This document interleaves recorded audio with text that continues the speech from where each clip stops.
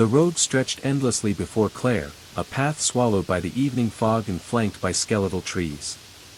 She gripped her guitar case tightly, her fingers trembling, not from the chill, but from something she couldn't name. The countryside was supposed to be her escape, a place to breathe and let her creativity flow freely. Instead, it felt oppressive, the silence pressing against her like unseen hands. And then, it came. A sound so soft at first, she thought it was the wind playing tricks. But as she paused, straining to hear, the melody grew clearer, a piano, its notes both mournful and mesmerizing. The sound seemed to curl around her, urging her forward. Claire's feet moved before she could think, carrying her toward the source. The old house emerged from the fog like a ghostly apparition, its sagging frame wrapped in vines and decay. The melody flowed from within, faint yet commanding, as if the house itself breathed it out. Every instinct screamed at her to turn back, to leave this strange place behind. But the music was a thread, and she was the needle, pulled inexorably closer. The gate protested with a loud groan as she pushed it open, the sound splitting the stillness like a blade. Her heart hammered in her chest as she stepped onto the porch, the wooden boards creaking beneath her weight. The melody stopped abruptly, leaving an oppressive silence in its wake. Claire hesitated, her hand hovering over the doorknob. It was absurd, she didn't believe in ghosts or haunted houses, not really. Yet there was something here, something that made her skin prickle and her breath hitch. Against her better judgment, she turned the knob, surprised when the door swung open easily, as if it had been waiting for her. Inside, the air was thick and stale, carrying the faint scent of mildew and something faintly floral, like wilted roses. The room before her was a snapshot of decay, a dusty sofa with springs poking through the fabric, a shattered mirror leaning against the wall, and cobwebs stretched like funeral veils over everything. But what caught her attention was the piano. It stood in the corner, strangely untouched by the dust and ruin around it. Its polished surface reflected the dim light, and its keys, though yellowed with age, looked almost pristine. On its stand sat a single sheet of music, crisp and clean as though freshly placed. The title at the top read, "The Lost Lullaby." Claire took a cautious step closer, her boots scuffing the wooden floor. The air seemed to hum, a low vibration that prickled at the edges of her awareness. And then, the melody returned. But this time, it wasn't coming from the piano. It was coming from everywhere, from the walls, the floor, the very air itself. She froze, her pulse roaring in her ears. "Hello?" she called out, her voice barely above a whisper. No answer. The stairs groaned under Claire's weight as she descended into the abyss. The dim glow of her phone barely pierced the darkness ahead, casting long, eerie shadows that seemed to stretch and reach for her. The air grew heavier, colder, and each breath she took felt like it was thick with something otherworldly, something ancient. The whispers had returned, softer now, like a chorus of distant voices, murmuring words she couldn't quite catch. They danced around her, slithering through the darkness, making her skin crawl. But the melody was still there, too. It tugged at her, pulling her deeper, calling her closer. As her foot hit the bottom step, the cold in the air intensified, making her shiver despite her racing pulse. She stood at the edge of a small room, its corners hidden in thick shadows. The only light came from a faint, flickering bulb above her head, casting an uneven glow across the space. The room was strangely ordinary, except for the wall at the far end.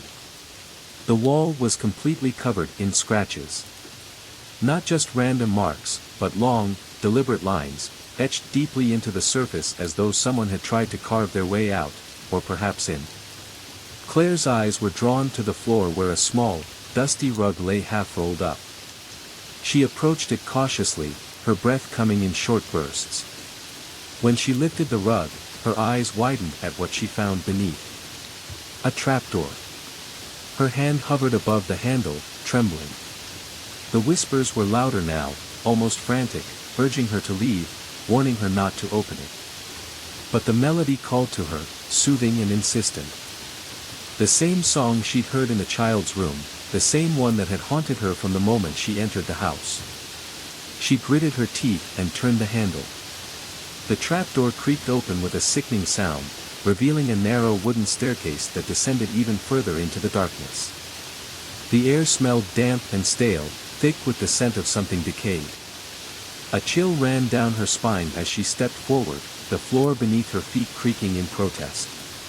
The whispers grew louder, sharper, swirling around her like a storm.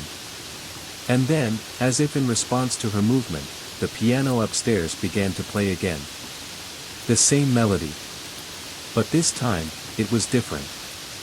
It was more urgent, more frantic, as if it was racing against time, desperate for something, for her. The question lingered in her mind as she made her way down the narrow stairs. She couldn't stop herself. The pull of the song was overwhelming, a compulsion she couldn't explain. Every step she took seemed to stretch time, as if the house itself was holding its breath, waiting for her to reach the bottom. Finally, after what felt like an eternity, she reached the bottom. The basement was smaller than she expected, the walls covered in dark stains, the floor littered with broken bits of wood and old furniture. The piano was there, too, positioned in the center of the room, though it was much older than the one upstairs, its keys chipped and yellowed with age. The melody was still playing, but it was coming from this piano now, not the one upstairs. Claire felt a strange compulsion to approach it, her feet moving before her mind could protest. The whispers had died down, replaced by the haunting sound of the song that seemed to fill the room, vibrating in her bones. Her hand reached for the keys, and she hesitated. Something wasn't right. The song sounded wrong now, as if the piano itself was distorting the notes, warping them into something darker, something that didn't belong in the world. But Claire couldn't resist. She placed her fingers on the keys and played the first note. The moment her fingers pressed down, the house seemed to shudder, a deep, rumbling vibration that shook the very foundation beneath her. The walls groaned, and the air became thick with a sense of danger, real and raw. But it wasn't just the house. It was the piano itself. The notes she played reverberated in the air, but with each one, something shifted in the room. The shadows on the walls stretched, pulling and twisting like dark tendrils. The temperature dropped even further, the chill crawling down her spine. Claire stopped playing, her heart racing as she pulled her hand away. But it was too late. The air felt alive now, moving with purpose, as if the house itself had awoken. And then she saw it. A figure standing in the far corner of the room. At first, it was only a silhouette, too dark and vague to make out. But as Claire's gaze sharpened, the figure took shape. It was a woman, hunched over, her back bent in an unnatural way. She was wearing a long, tattered dress, her hair hanging in wild, tangled knots around her face. Her eyes, no, her face, was wrong. Claire's breath hitched as the woman's head turned slowly toward her, the eerie motion unnatural and jerky. The eyes were hollow, black as coal, with no trace of humanity left. The whispers returned, louder this time, swirling in the air like a storm. But now they were angry, filled with an almost suffocating pressure. The house was alive, but this wasn't just a house. This was something far older. Far more malevolent. The woman in the corner began to move toward her, slow at first, then faster, the unnatural jerks of her body becoming quicker and more erratic. Claire stumbled back, her heart racing as the air around her grew colder, denser. And just as the woman lunged toward her, the piano exploded into a cacophony of distorted, screeching notes, louder, louder, as though the house itself was trying to drown out the horror. And just as the woman lunged toward her, the piano exploded into a cacophony of distorted, screeching notes, louder, louder, as though the house itself was trying to drown out the horror. Claire screamed, turning and bolting for the stairs, the sound of the woman's footsteps pounding behind her. The whispers now were nothing but an overwhelming roar, a chorus of voices that seemed to devour everything around her. She had to get out. The door slammed shut in front of her. The key was gone. There was no way back. Claire's heart raced as the world around her seemed to collapse. The air was thick with terror, the shadows pressing in from every angle. The piano's haunting, screeching notes filled the room like a twisted symphony, suffocating every thought in her mind. Her pulse thundered in her ears as she scrambled for the stairs, but the woman, if it was even a woman anymore, was gaining on her. Each step Claire took seemed to pull her deeper into the darkness, the walls closing in as though the house itself was trying to swallow her whole. She turned quickly, barely managing to avoid the woman's outstretched hand, its nails sharp and twisted. Her mind screamed at her to run faster, to escape, but her legs felt like lead. The whispers were deafening now, almost frantic, urging her to stop, to turn around. The house was feeding on her fear. The footsteps of the woman grew louder, her erratic movements more intense. Claire looked behind her again, and her stomach lurched. The woman was closer, so much closer. But then, just as Claire thought she was about to be overtaken, the sound of the piano shifted. The notes that had once been wild and distorted began to slow, returning to the familiar melody. The darkness seemed to pause. It was as though something was trying to communicate with her, offering her a moment of clarity amid the madness. She stopped, gasping for air, the hairs on the back of her neck standing on end. The woman, now only a few feet away, froze as well, her hollow eyes fixed on Claire. For the first time, Claire saw something more than malice in those eyes. It was pleading. Her pulse still racing, Claire turned back toward the piano. The melody continued, soft and sweet, almost hypnotic. It reminded her of the innocent child who had once lived here, a child who had loved the music, who had once believed the song was beautiful.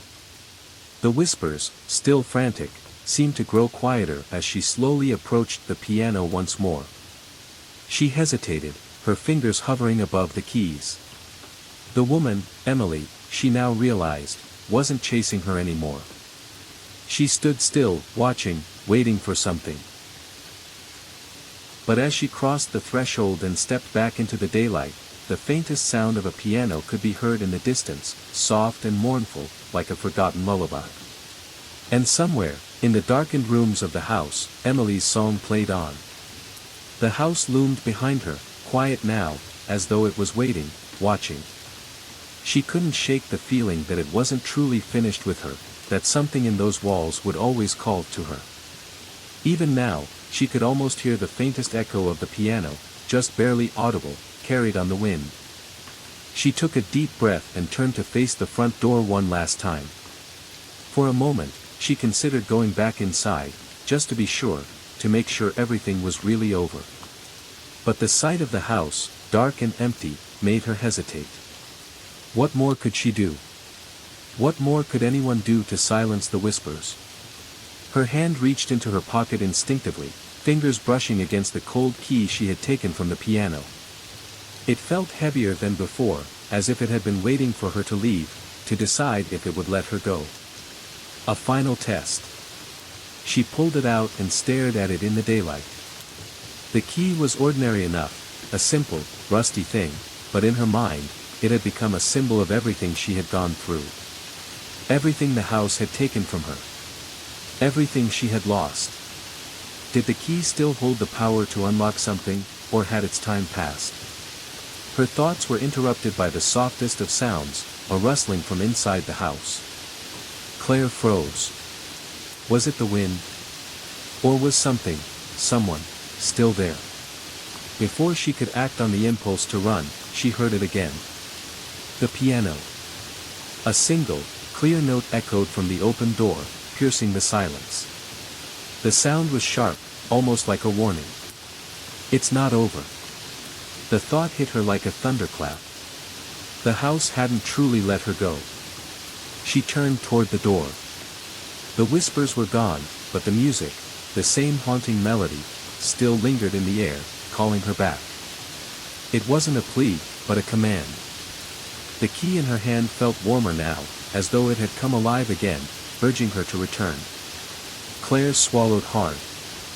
She didn't want to go back inside. She didn't want to face whatever was waiting in there, lurking in the shadows, pulling at her with its dark, twisted grip. But the song. The melody. It wasn't just a song anymore, it was a warning.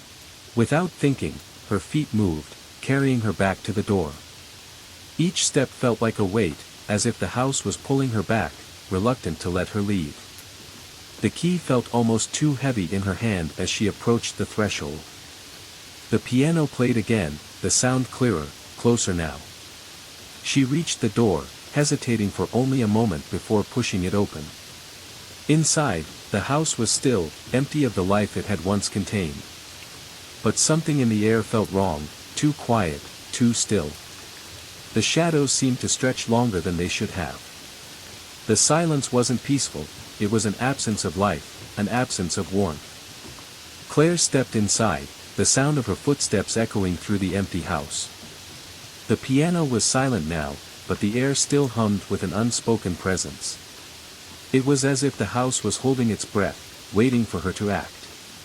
And then she saw it. The piano.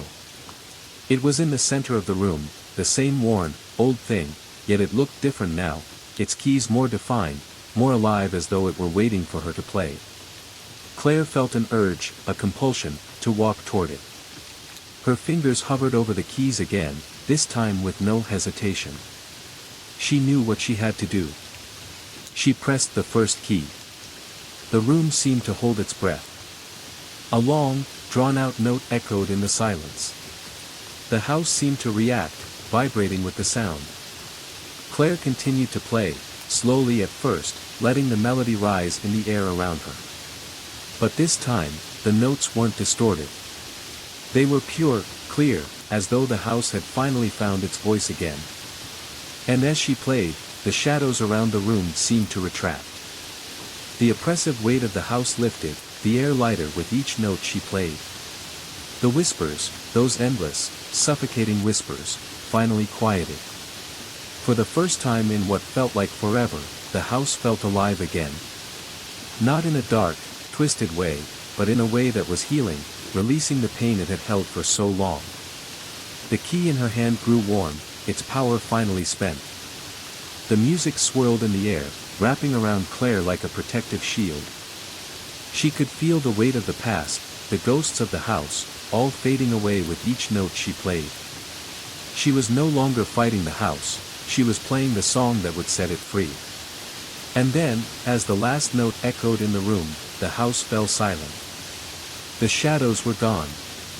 The oppressive air lifted. The whispers ceased. It was over. Claire stood up, her hand still on the piano, but she no longer felt afraid. The house had released its hold on her. The house was finally at peace. She turned and walked back toward the door. The sun was still shining outside, warm and bright. She stepped out into the light, the weight of the key now gone. And as she crossed the threshold, she could feel the house watching her, but it wasn't trying to hold her back anymore. It was as if it was grateful. For the first time, Claire understood.